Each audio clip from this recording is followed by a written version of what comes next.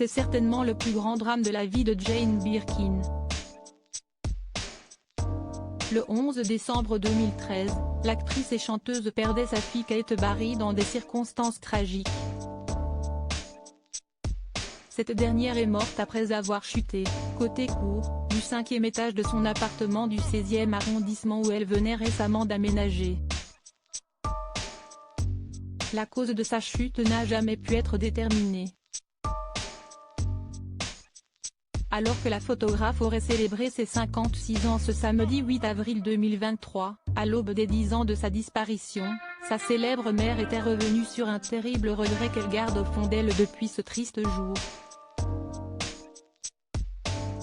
C'est sur le plateau de l'émission Quotidien, le 5 janvier 2022 que Jane Birkin s'était épanchée comme rarement à propos de son aînée.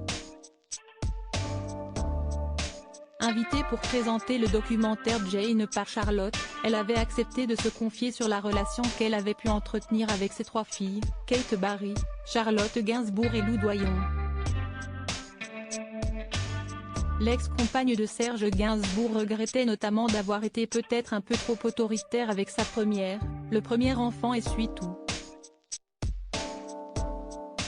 Oh la pauvre Kate, qu'est-ce que j'ai fait comme scène, qu'est-ce que j'ai fait comme hystérie, confiait-elle à Yann Barthès, avant de poursuivre, je souhaitais être chouette. Je voulais être sa copine en plus. Donc, il n'y avait pas de règlement. Oh, il y a eu tellement d'erreurs. Supérieur à Jane Birkin, Serge Gainsbourg, Jacques Doyon, Olivier Relin.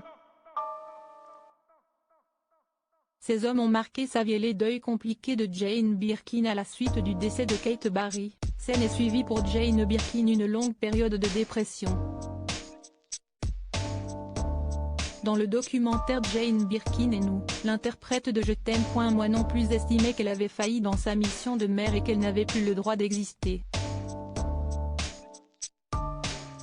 En 2020, sur son album Oh, pardon tu dormais, elle décidait alors de dédier une chanson à sa fille avec des paroles relativement dures. Ma fille s'est foutue en l'air, et par terre on l'a retrouvée. C'est avec ces mots poignants que s'ouvre le titre Cigarette.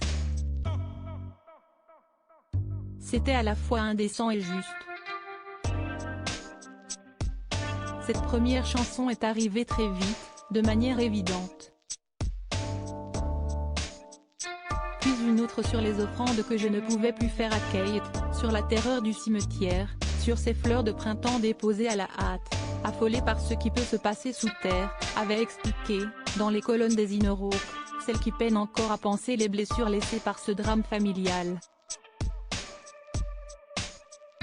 Article écrit en collaboration avec 6 médias Crédit Photo, Coadic Y.